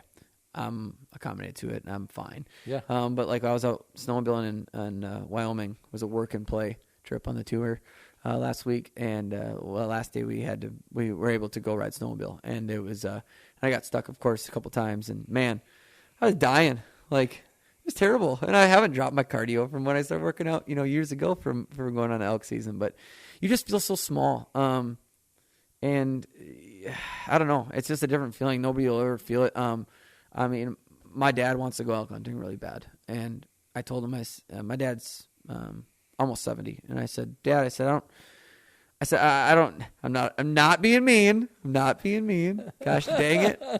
I know you weren't. But for those that are listening to the audio version only, Tom just told me I'm number one. But I told him, I said, Dad, archery. I said, we probably can't get you to go archery, but I said, a rifle tag or something, a muzzleloader tag, along that way. I said, let's do that, because, I mean, when you're marching 6-7 miles and you're complaining about your half-mile walk back to your deer stand, I said, there's going to be a situation here that's not going to work. I mean, it's just 6-7 miles, reality. no such thing as flat terrain. No. So, and that's another thing about the Western hunting. Like I said, I feel like I'm a super rookie when it comes to this, but I've been there, I've done it, and it's not about worrying about the bears and the cougars and whatever the situation is. It's about worrying about the stupid three rocks that you're going to twist your ankle on when you're 5 miles back and you can't get out. Yeah. Especially in Wyoming.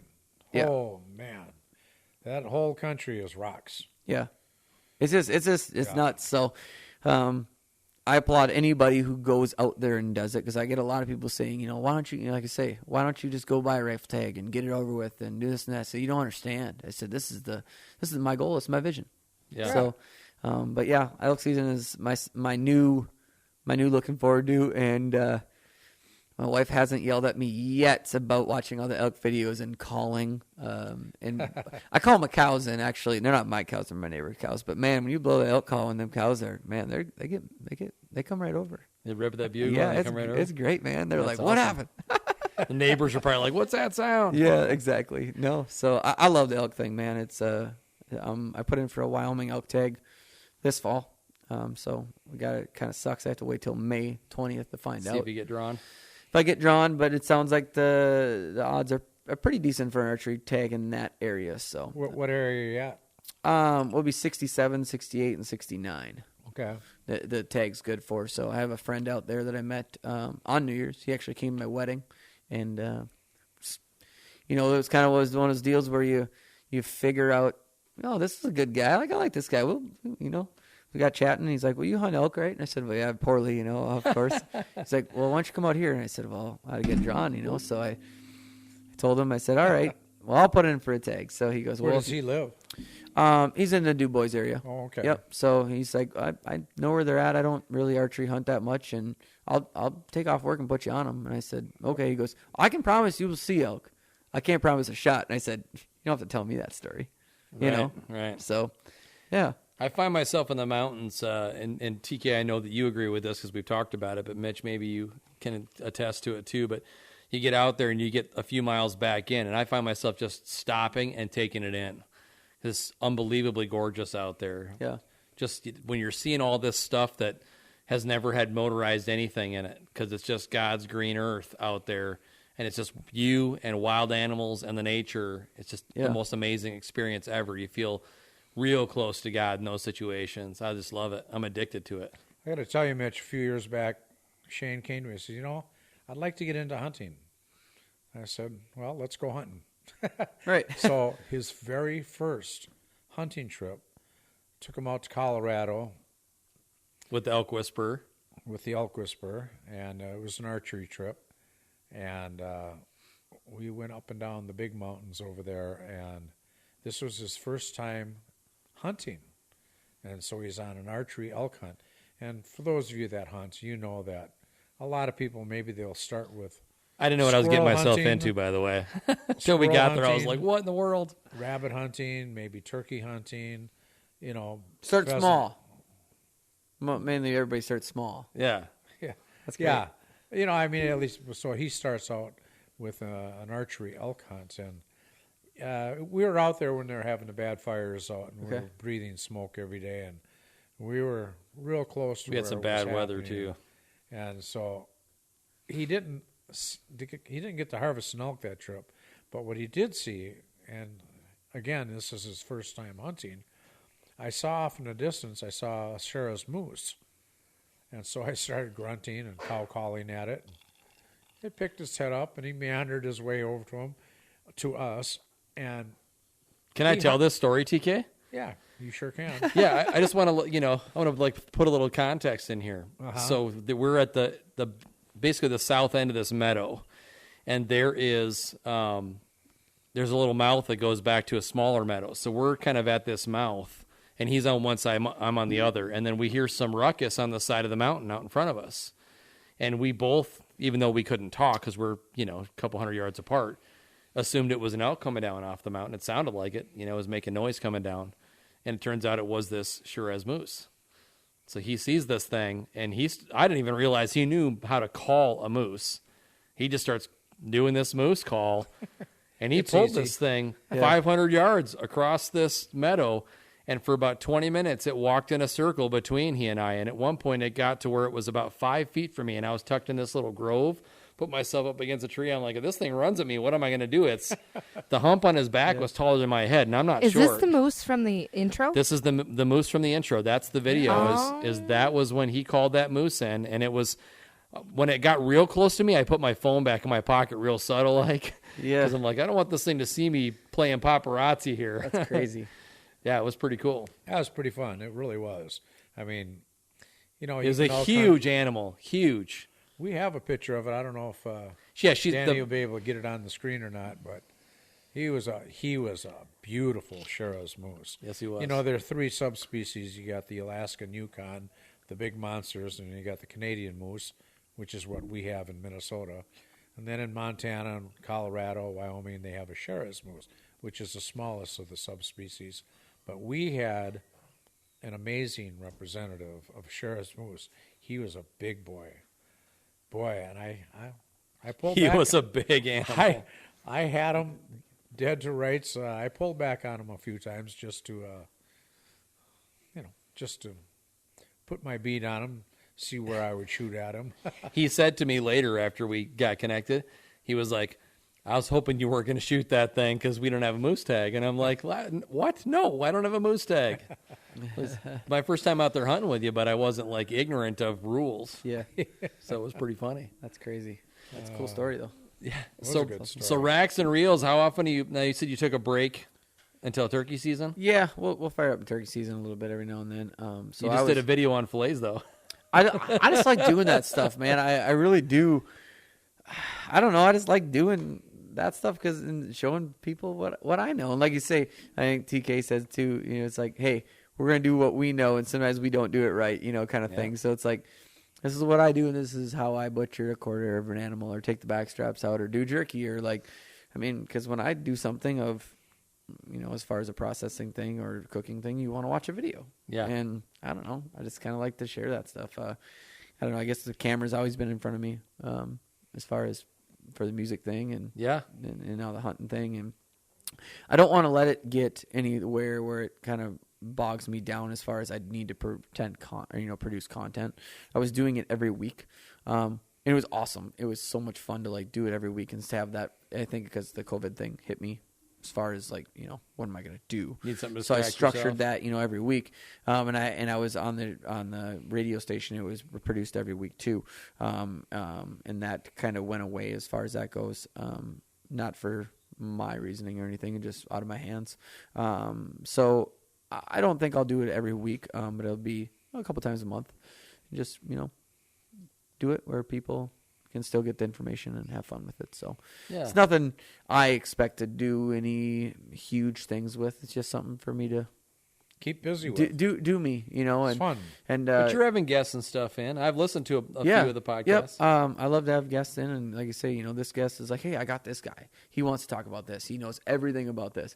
Like one of the thing I don't do is I don't duck hunt or goose hunt much unless I get called and say, hey, we got a blind for you, and we got 200 decoys, and we're going to go out here, and the geese are going to fly at this time. We're going to kill them all. And I'm like, I'll be there. So, yeah. But them guys are nuts. Like, them guys are crazy. But, I mean, they look at me being crazy, too, of sitting in the woods for 60 sometimes. And crawling around the mountains. Yeah, and then, and, like, going to chase turkeys and driving around gravels 2 weeks before the season and getting permission and all this stuff like that. So I think I have a bad addiction with the outdoors. And I guess I could be addicted to other stuff. So that's a good addiction. I think it's a great thing. Addiction. So, and my wife has a bow and whatnot and does the thing. But it's great. I'm glad I'm introduced to the outdoors. So TK gave me a book a while back that was that was the elk. I'm sorry, the moose. Yep. That was your footage. So this is when he was like probably 100 yards from me. I took. That's a massive moose. So this is like I said, he's like 100 yards. He walked all the way up to literally about 5 feet from me. Oh yeah, and was standing there and didn't see me. Look at the Luckily, bell on him. How did you not 5 feet? 5 feet. Whoa. He was standing from me. Whoa! And that hump on his back was much higher than my head. Oh yeah, sure. I was like, this thing is the size of a minivan. He's huge. A full-size van. Yeah, huge. Just a huge That's animal. nuts. Thanks for putting that up, Danny. Yeah, cool. It was a cool experience. And for those folks that have seen the podcast or will see the podcast, the intro has a little video clip of him coming across the field at us. That's so cool. So Being the it age was I'm cool. at, I pulled out my camera and I did click a few pictures off. Never thought to hit video.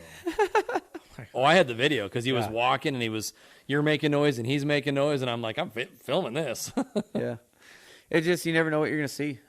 Yeah. Especially out there. I mean, Yeah. never know what you see. It's just an awesome experience. And like I said, I really want to bring my dad out there someday and wherever we go and get him on an elk and make it happen. It'd just be cool to, I found myself over the years, in the outdoors of actually getting the enjoyment of letting other people hunt. I mean, I talked about my dad, but last year we were in the turkey blind together, and like I said, he doesn't love hunting like I love hunting. He loves fishing, kind of thing. And we had turkey come in. I was patterning turkeys for 4 days on this piece of property, and I just could not get them to come across this little drainage that, I mean, they're 40 yards from me in the tree, but I couldn't get any closer to the roost without spooking them in the morning, but I had to get them to come across. And that morning he came out, the hens came across and the tom came with him, and he turned and came right up to my decoy, 7 yards. And I was like, you shoot, go ahead. He's a crossbow. And I was like, go ahead. He's like, no, you do it. I'm like, no, you do it. He's like, no. I'm like, fine, no, shoot. So I blind shot, but it was just cool to share the experience. And I wish he would have picked up. Who was with you? His dad. My dad was your with me that dad morning, was. and it was after I was patterning him on that property for 4 or 5 days, and it finally happened. I had 7 toms gobbling back at me in the morning, and finally one turned its head and came to me. Boy, I tell you, as much as I love big game hunting, deer and elk, moose, whatever it is, Yeah, there's nothing like that big gobbler waltzing right up to your decoy, especially if the sun's shining on it. oh my gosh, And Got that seeing fan. those colors and hearing them spit and drum. I've been fortunate, Mitch. I used to get to hunt 8 different states every spring. You can see in this room, he's knocked down a few Great. That's turkeys. awesome, man. Awesome. Anyway, just what a great, after our long Minnesota winters, what a great place to be. Knock in the itch out. springtime. And listening to them gobble, it's just Before it's the greatest ticks, thing. before the ticks come out, hopefully, and Yeah, right. man, yeah, when they can be buggers. Last year I hunted. I think it took me 14 hunts in 12 days Oh wow! to finally knock one down. But man, to get one to play the rule book is crazy. And like you say, the colors and them coming up to your decoy, and oh man, it's incredible. It's a I neat love deal. It is cool. And for the person that doesn't like turkey, please come over and I will cook you turkey, and you'll be a believer. Trust me. My wife makes the best turkey pot pie. It is so good. Sounds amazing. How do you cook your wild turkey? Oh, here we go, Mitch. Here's that video footage we were talking about. Oh yeah, So I'm tucked in this grove. dude, that is a and, massive moose. and Like, Tom's calling him across the field right now. that is oh my god, that's bigger than I thought. A Sheriff's moose. That is, like I said, I don't know how the record books run on Sheriff's moose, but I know that moose will be in the record books. That is a massive. He's walking towards me right now, and that was taken from Shane's. Yeah, so he started up that side, and then he just started circling between us because he kept calling him. So he's all confused, going, "Where's this coming from?" Golly, He started walking toward me. I was like, "Oh boy." it's crazy. Yeah. It's a great show. I love it how we just jump from turkey to moose. You got to. elk. Yeah. You got to. Can't have a script. Every radio interview I've went into that has a script, they suck.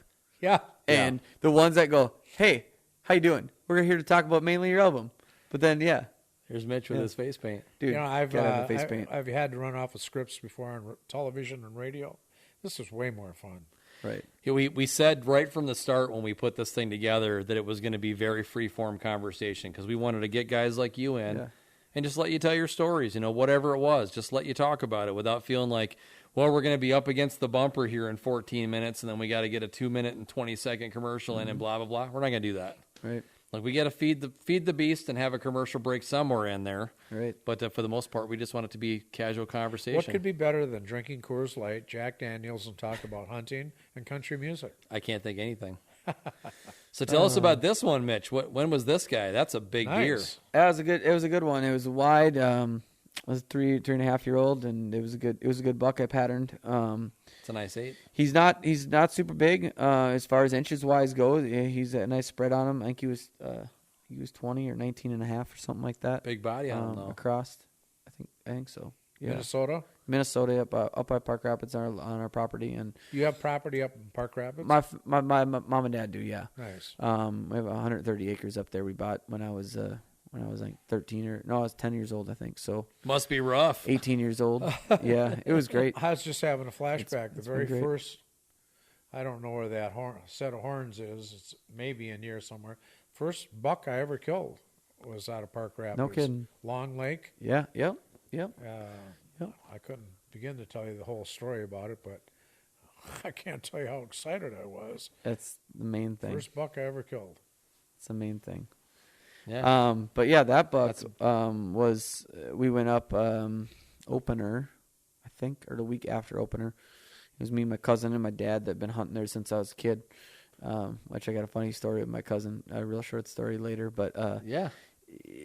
I saw this buck cross. I was sitting kind of in an observation stand over the big swamp that goes through the main part of our land, and I saw him cross this trail, and I've got pictures of him over that way. And I thought, okay, I know exactly where he's going, and it's only a matter of time because he would go to the first little food plot, then he would go to my second food plot. Well, September 30th, and we went out, me and my wife at the time. We were dating at the time. Yeah, we were dating at the time. Yep. You better get this right. 'Cause Yeah, she'll no, see this. it's all good. No, she ain't gonna watch this. This is boring. She likes murder podcasts, not this stuff. We're talking about murder. And I don't animals. like murder. Like she watches like all these horror movies. I'm like, no. Like I walk in the dark in the woods at dark. I don't want to watch any of this stuff. Like, Yeah. please turn it off. Hey, my wife's the same way. I get it. Oh, it's so weird. She probably thinks I'm weird too, so it's all good. But no, so we were having breakfast that morning, and I was like, I looked at the forecast, and it was like 95 degrees and humidity, and where we're at, and I was like, it's September, like it's 90. What the heck, And I kept watching it that morning, and it was like 10:30, and up there it was dropping humidity, and it was going to be 60 degrees by 3 o'clock. Ooh. And I'm like, I'm gonna go to the cabin. She's like, what? Now? I was like, yeah, I'm gonna hunt tonight up there. It's gonna be awesome.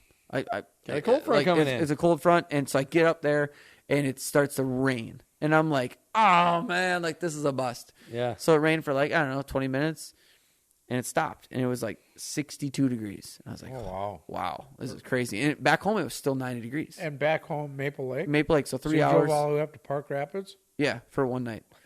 So I was like, all right. So I took off, and I actually bought a diamond ring on my way up there. Yes, and then I got in the stand, and sure as heck, some does and fawns come out in the food plot, and this guy stepped out, and I knew he was what buck he was, and just kept ranging him. It was like, 49, 48, 47. That's this buck here? Yep. And it was all of a sudden I saw 43, and I thought, well, it's lights dimbling. Here we go, So I dialed my sight to 43 and smoked him, and thought, man, all right, I got to track this thing by myself. And I love going to our family cabin by myself. It's like, I love going with my friends and family, but man, by myself is like, because when you're a musician, you don't get to go with your buddies on the weekends. So Sunday, Monday is when I go up there all the time. And I was like, all right, so I have a couple buddies up there that are awesome elk hunters, and you guys should have these guys on because they're awesome people, and they've killed do-it-yourself elk hunting in Idaho, Montana.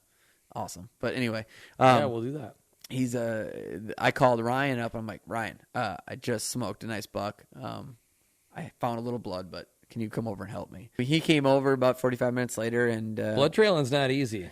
it's not. And I don't think it's something where you go do it by yourself if you have somebody else with you or Right. somebody that is able to help. Yeah. Absolutely. And this kid can find blood like no other, and I don't know how it is, but he's good at it.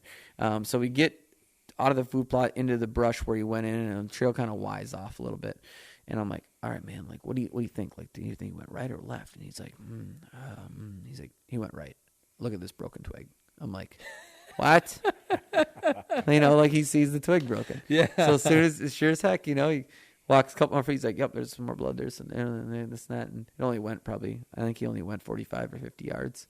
And he was piled up, and he let me see it first, of course. He's like, he could see it, I'm like, there he is. He's like, yeah, man, there it is, freaking hugged him. And it was awesome. It was cool. Like I said, it wasn't a massive deer, but it doesn't have to be a massive deer to share that memory and the story behind it. So, yeah, it was an awesome experience, and it was hot, like you say, and but it cooled down that night. And I bought a little S10 pickup that fall to use as my runner, and just to keep miles off my nice truck, and had my deer in there and my stuff. And I called my boss the next day that I was working for. I said, hey, I'm going to be late a little bit. I'm going to leave in the morning, but I got to get the deer home. Yeah, man, no problem. So That's nice. it was Nice, awesome. boss. Yeah, it was great. It was an awesome experience. And I just, the experience of the whole thing is what you're in for. So what happened with the diamond ring? With the diamond ring? Well, I think it was the next weekend we ended up back up north hunting, and my dad actually shot a nice buck that night. Long story short, for that same food plot, same area, and I get to his stand or whatever, and he opens the door and climbs down. Get this bow for me, that's the deal, and like nothing happened. And all of a sudden he gets down and goes, I got into a nice one. I'm like, wouldn't that be the first thing you told me? And besides grab my bow, So yeah, the next following weekend we were supposed to go on this trail ride down in, where was it? LeSueur, Minnesota. And it was really, really shitty weather, and they called off the trail ride, and my buddy called me the day before we were supposed to leave, so Friday. And he goes, hey, should we take the horses out tonight? And how about you do it tonight instead of tomorrow? I was like, in 2 hours? He's like, yeah. No pressure. No pressure. So I went and did it. So it was good. Good for you, We man. got married October 10th of 2020 in the crazy year 2020. Yeah, you did. It's great. We had it at our house, and we had it at Clearwater Rodeo Grounds for the reception. Everybody had a good time and hangovers the next morning. Yeah, that's great. Yeah. Well, I think, boys, we got to bring this thing in for a landing.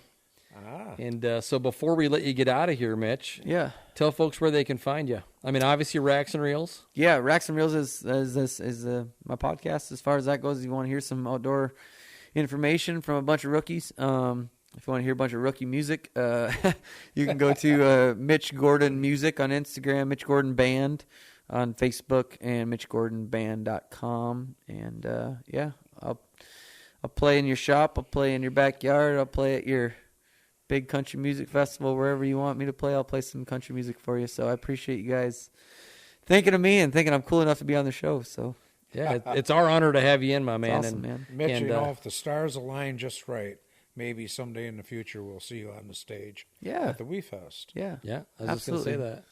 Absolutely. And you'll forever be part of the show because your voice will always this be is on the great. intro This and the is outro. It was a really cool thing, like I said right away. I mean, I saw Ryan's episode, I saw the scenery, and I kind of knew what I was expecting after that. And at the end of the day, it's just a bunch of friends talking about music and hunting. And out of all the talk shows, I drive a lot for my living, and out of all the shows and stuff that I listen to, the best ones are the ones that just people talking. Yeah, agreed. Well, thanks a lot for joining us this week, folks, for Boots and Backstraps. Who have we got coming on? Let's talk about a couple. We got my godson coming on, Michael Jordan. Yeah, well, we have quite a lineup. We have a lot. We're booked out like 6 weeks right now, and so we've got quite a few that are coming in. But the next actual aired podcast, I guess I'd have to look up there again, but I think we're going to be talking about Wee Fest origin story. Oh, yeah. And talking about Wee Fest and how it got started, and what happened with all you guys back then, and how it grew into the monster that we know now. Yeah, I think it would be cool to get to that'd be that. a fun podcast. We have We'll get Lynn Kitty in here, and she could talk about all the chaos of the stage. that'll be fun. There's a lot of great Wee Fest stories. 35 years of our lives. My goodness, it was a big deal. Don't forget to send an email to Boots and Backstraps podcast at gmail.com if you've got questions about the show. And we're even going to be maybe featuring some questions from contributors down the road as we get those in. But we also want to start kind of a new thing this coming up here. What we'll do is we'll go through some of those questions and maybe pick out a lucky fan to come and sit in studio for an airing, for an episode that'd airing. be fun. So if you're interested in that, definitely send us an email. Again, bootsandbackstraps at gmail.com. Well, folks, I guess we're going to wrap it up. I'd like to leave you with a thought. Whether you're belting out your favorite country song or pursuing your favorite game animal, I encourage you to use that same passion to pursue the Lord. He'll teach you to shoot straight. We'll see you next week. Come on now. The hunt is on, looking for backstraps, way deep in the woods, tracking in a swamp to a hay field under the harvest moon. When the tags are filled, it's time to switch up our boots. Head down to the honky tonk, get us a swing dance or two. We're talking about boots and backstraps.